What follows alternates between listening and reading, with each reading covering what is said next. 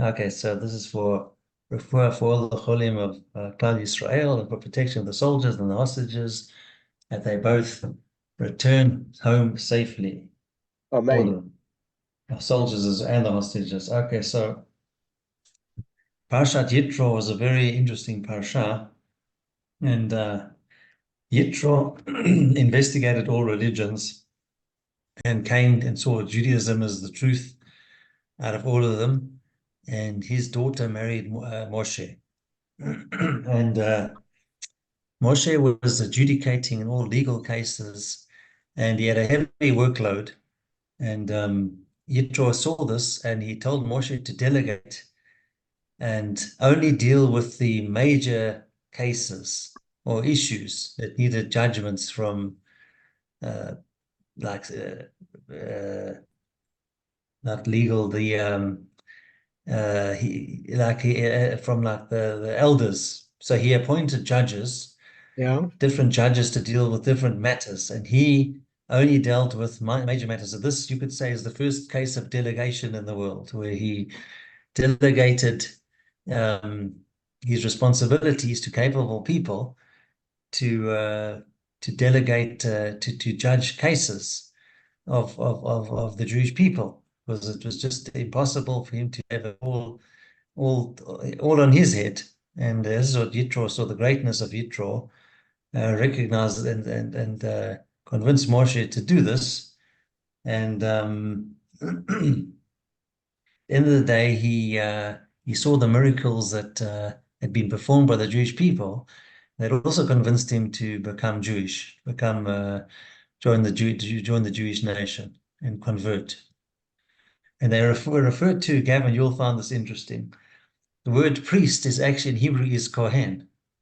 It's that's what it actually means. And even when referring to Yitro, when he was a non-Jew, he was a non-Jewish prince. They referred to him in those terms as well, with those words.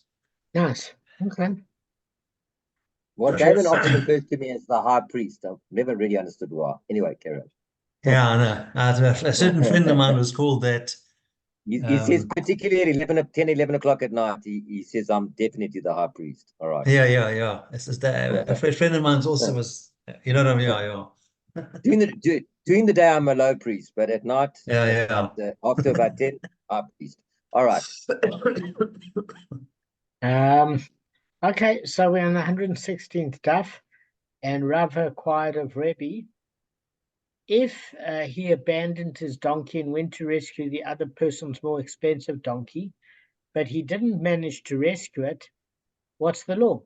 Does he receive compensation for his lost donkey merely for the attempt, guys? Or must he actually rescue the other donkey? Okay? And what we are saying is, in the Mishnah's case involving the donkeys, the owner of the more valuable donkey obligated himself to pay the rescuer an inflated fee, specifically the full market value of the donkey the rescuer abandoned. So Rav wonders whether this assumption of this extra fee depends upon the rescuer actually achieving the desired result, or whether it assumes the obligation simply on the basis of the rescuer trying to achieve the desired result and putting his animal at a very high risk of loss, and is therefore satisfied to pay even if he doesn't manage to rescue the animal. Now, Rav's question is limited to whether the rescuer receives the inflated fee of compensation for his donkey. Okay, just that's the nuance, the inflated fee. In other words, full market value for what that donkey would be worth based on weight, age, etc. But according to Rav, there's no question, however, that even if he fails to recover the other donkey, he's paid for his labor. Okay, but the labor is almost that of you can think of it as a lifeguard, and it certainly won't even compensate for his donkey being sold at the lowest property prices on the worst day. So we're not saying that he's not going to get paid at all. We're just saying that, is the payment going to suffice to recover the cost of his lost donkey? Okay. But again, this applies only where the rescuer stipulated payment for his donkey. Where he made no such stipulation, guys, you must remember, he receives the labor costs only of the fee of rescuing, like a lifeguard. That's that. And if he fails, obviously he receives nothing. Okay. So what we are saying is, what is Rebbe's answer to Rav? That it's indeed a valid question, enough to merit putting it in the Gemara, because the answer is that he receives only his fee for his labor. He's not compensated for the donkey that he abandoned. Okay. So Rebbe ruled that the extra fee promised to the rescuer was predicated on his success. If he doesn't manage to rescue the other fellow's donkey, he doesn't receive compensation for the loss of his own donkey. That's according to the Chazon Ish and the general interpretation. Okay? So Rebbe's ruling is challenged. Excuse me, guys. Apologies. Good.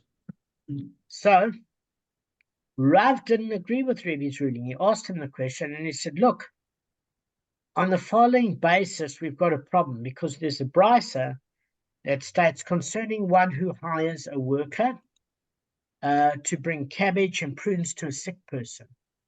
So I don't know, apparently cabbage and prunes have medical properties. I know if you've got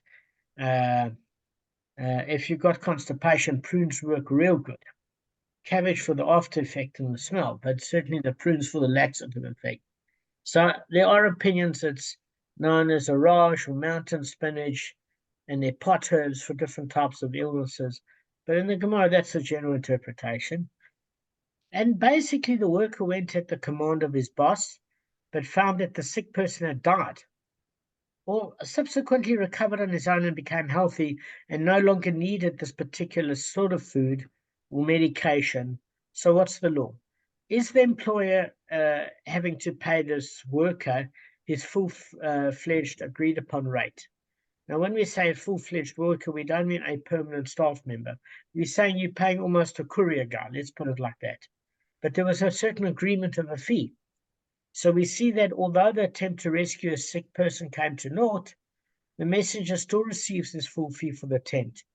So too in the case of one who made an unsuccessful attempt to rescue his fellow's donkey, according to Rav, he should receive his full fee, namely compensation for the loss of his own donkey. That's what's proposed.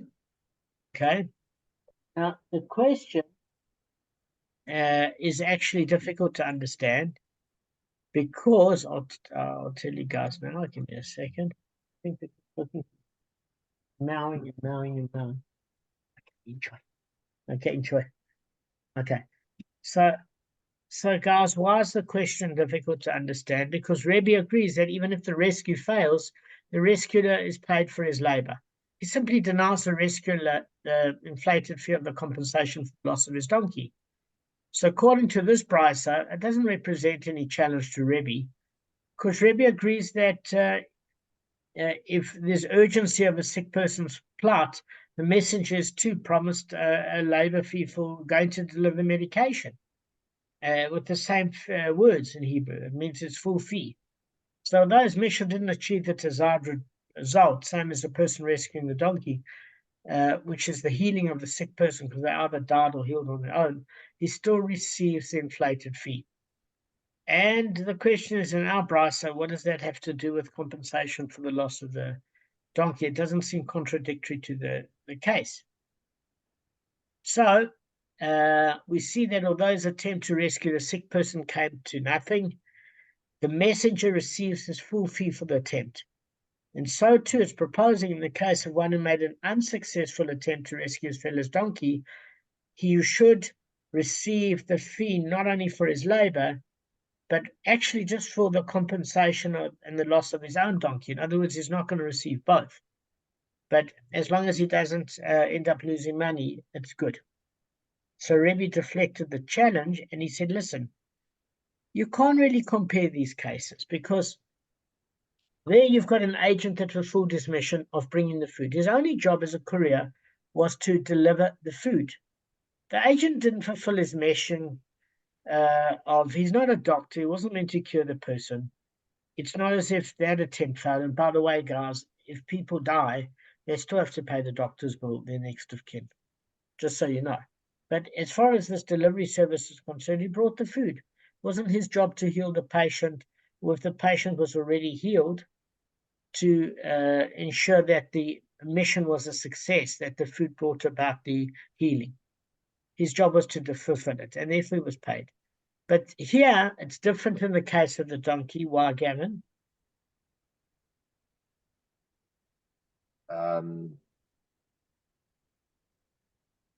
Rather ask somebody else. I do have a bit of brain fog, so I'm not following you absolutely perfectly. All right, Kevin, so just listen, give it I'll just basically tell you in a nutshell.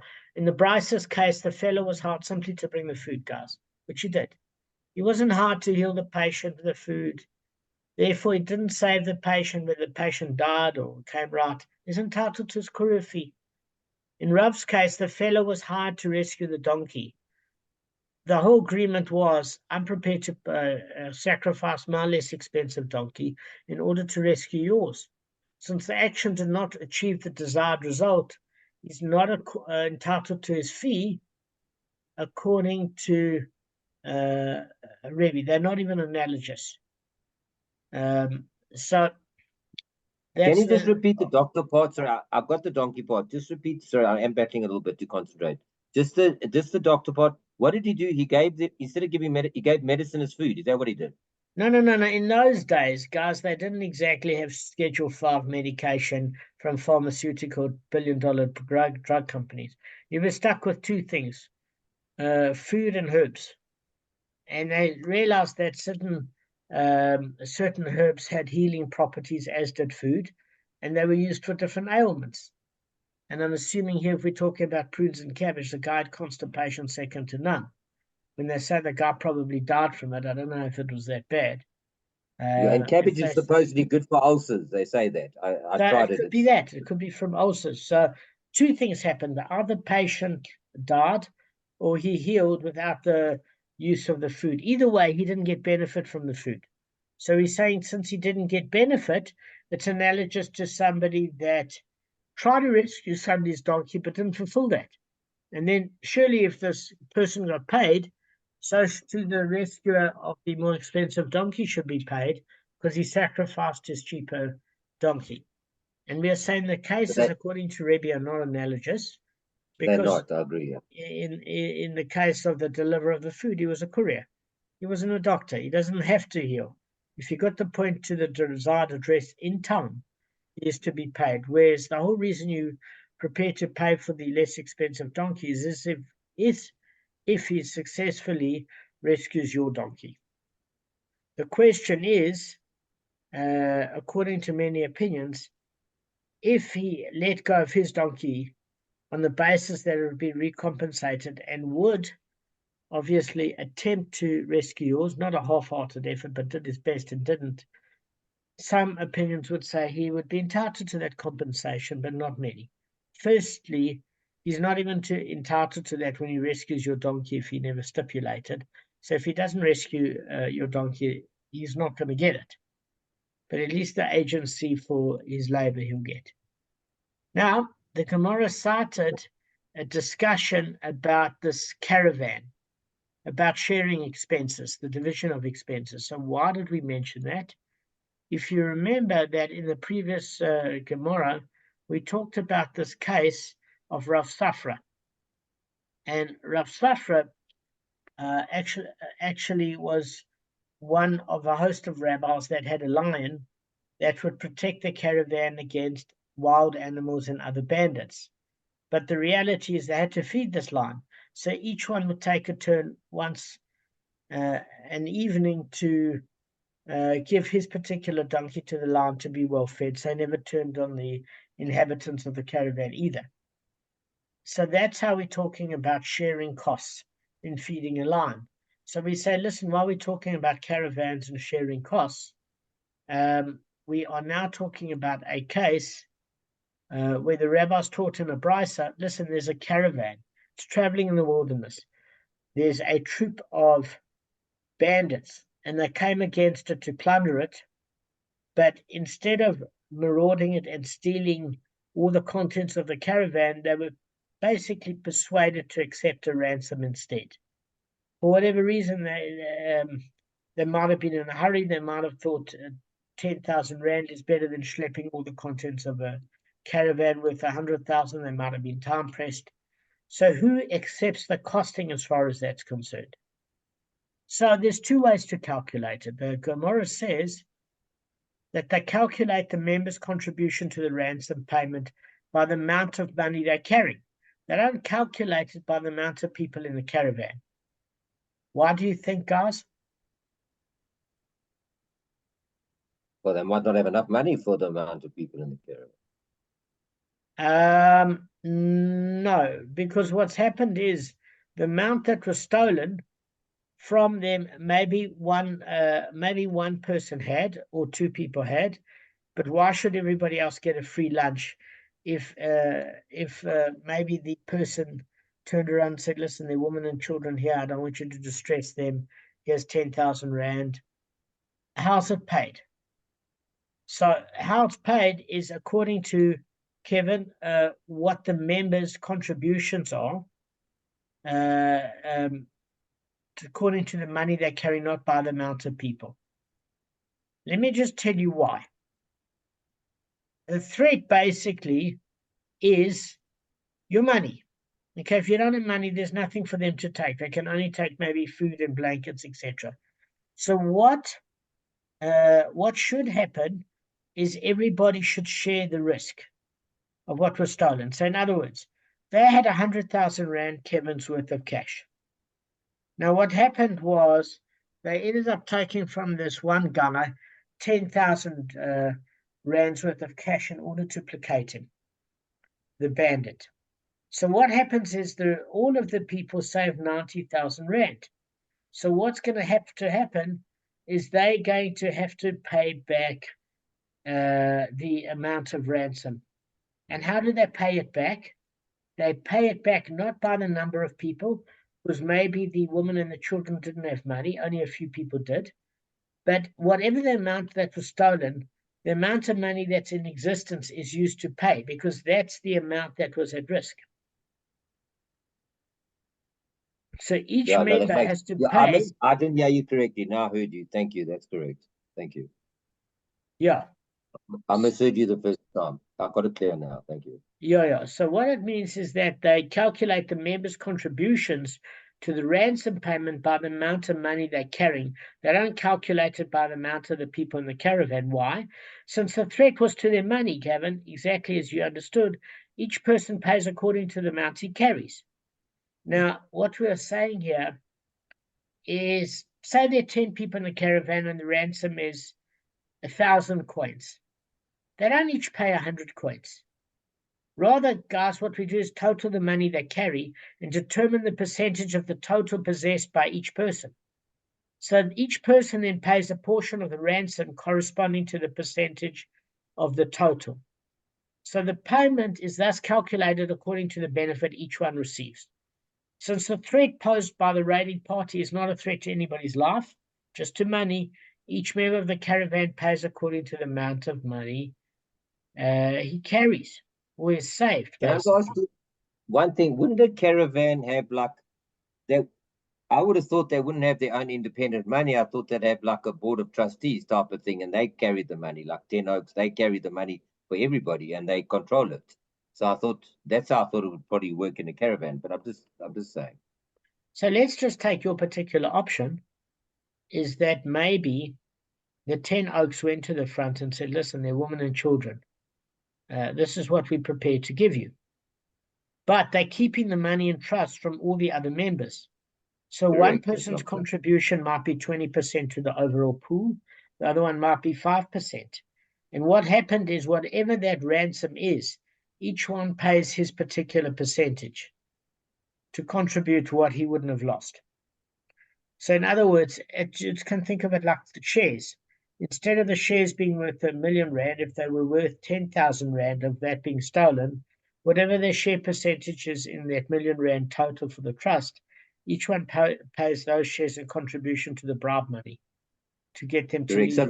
So it works both ways, whether it's a trust or an individuals that are holding their own money. It's the same thing. Correct. You're right. Well done. Correct. I agree. Thank you. So what happens then is that it's a different case.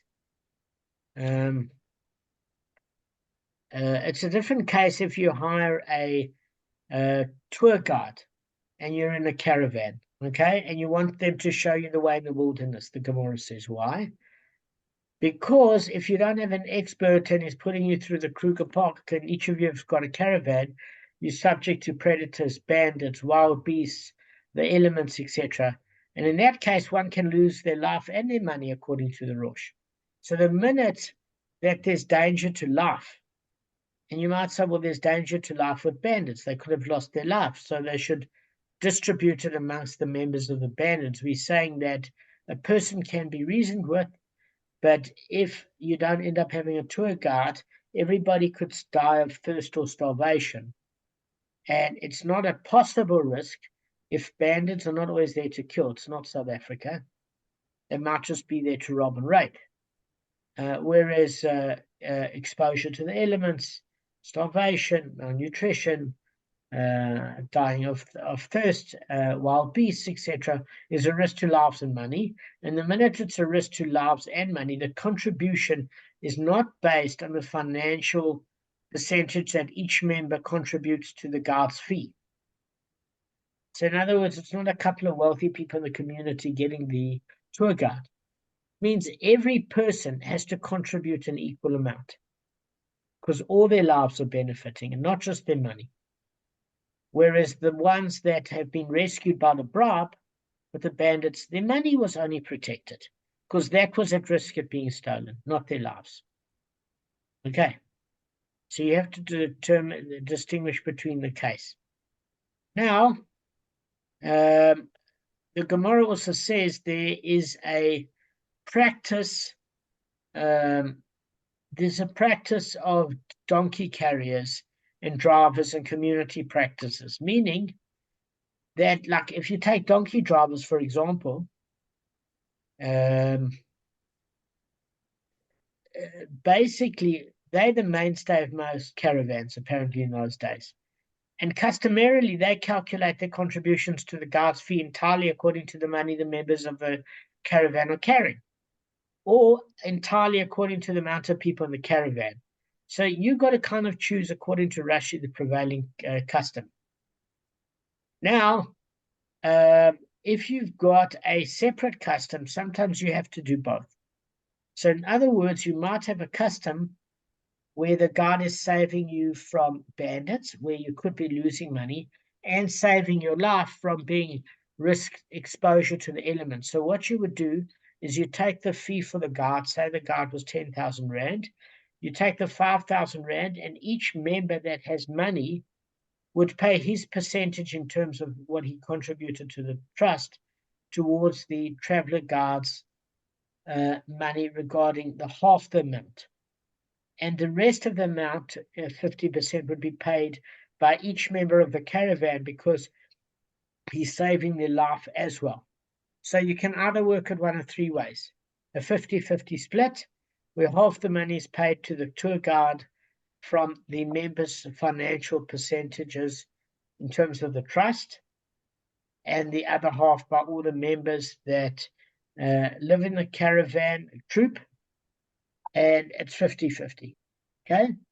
The other example is that if it's purely saving money, it all has to come from the mentor's percentile contribution. And if it's not money risking at all, the prevailing custom is mainly about saving lives. So it has to do with the percentage, not of the money, but only about the number of members within the caravan, and they all pay an equal amount. Makes sense? Yeah. Okay. So it says the donkey drivers are authorized to stipulate amongst themselves that whoever will lose his donkey, they will provide another donkey for them. So it's bringing another case. They're saying, look, sometimes there's a case that if the donkey drivers in the caravan agree almost to insure each other's lost donkeys, the agreement is binding. So in the event that somebody loses a donkey, everybody's got to pay towards a new one. And what does it mean, authorized to stipulate? It means that You can enforce the law even if you have recalcitrant members. In other words, according to Tosfot, somebody might say, well, I don't want to give, Ruvain might say, I don't want to give towards Shmuel's donkey that was stolen. Why should I? So we say, no, it doesn't work like that. If you getting community protection from Kabb, and 99% of people are paying, and you're the only one getting benefit and not paid, they can force you to pay. Why should you not pay? So when there's a national law or communal law, that takes precedence over somebody's free will. You get what I'm saying? Because otherwise you have freeloaders, as Kevin would say. Free will doesn't prevail when they're freeloaders, hey Kev? Yeah. So what's the whole novelty of this agreement? That it's actually only a verbal agreement. Generally, other contracts, it doesn't have to be ratified with a formal act of acquisition, a kinyan. Usually that's because the benefit from the various members receive from one another together, right? So that money, each one purchases the other's commitment. So they got like shares in a trust, like Gavin said. So that's all the kinyan that's necessary, technically. Now, alternatively, the opinions that don't agree and say, listen, a verbal commitment is only binding because there's a rabbinic enactment of fair play. That if you've got a charity guild or profession where they are unionized, like donkey drivers, etc., the legal status of a city or of a particular authority body, they have the ability to enact communal stipulations, and it has a legal force of a court of law, and therefore it's binding upon all the members to basically contribute to the terms and conditions.